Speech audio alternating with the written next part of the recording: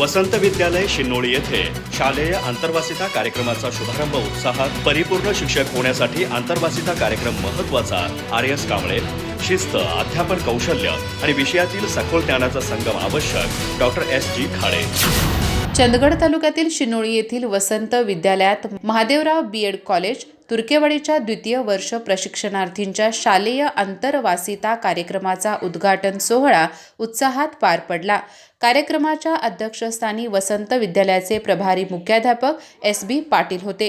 प्रमुख पाहुणे म्हणून माजी मुख्याध्यापक RS कांबळे, संस्था प्रतिनिधी अमेय वांद्रे आणि महादेवराव B.Ed कॉलेजचे प्राचार्य डॉक्टर SG खाडे उपस्थित होते। दीप प्रज्वलन व छत्रपती शिवाजी महाराज यांच्या प्रतिमेचे पूजन करून कार्यक्रमाची सुरुवात झाली। यावेळी नूतन पदभार स्वीकारलेले प्रभारी मुख्याध्यापक SB पाटील तसेच सेवानिवृत्त मुख्याध्यापक RS कांबळे यांचा आंतरवासिता गटाच्या वतीने सत्कार करण्यात आला। यावेळी मार्गदर्शन करताना RS कांबळे म्हणाले, परिपूर्ण शिक्षक होण्यासाठी शालेय आंतरवासिता कार्यक्रम अत्यंत महत्त्वाचा आहे।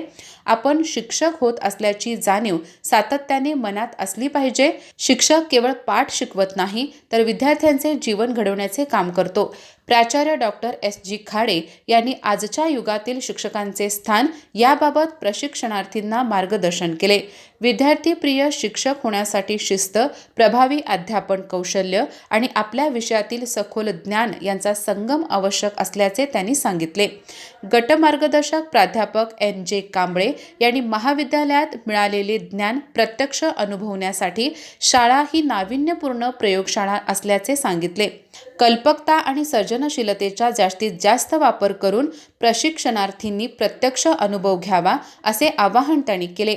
SB Patil, Amey Wandre, RS Kamble, doctor SG Khade व प्राध्यापक अनुज शिंदे यांच्या हस्ते आंतरवासिता कार्यक्रमाच्या डिजिटल फलकाचे अनावरण करण्यात आले। उपस्थित मान्यवरांनी प्रशिक्षणार्थींना शालेय आंतरवासिता कार्यक्रमासाठी शुभेच्छा दिल्या। कार्यक्रमास प्रशालेतील सहाय्यक शिक्षक ST बोकडे, SD देशमुख, शिक्षकेतर कर्मचारी व विद्यार्थी उपस्थित होते। प्रशिक्षणार्थी शीतल पाटील यांनी प्रास्ताविक केले।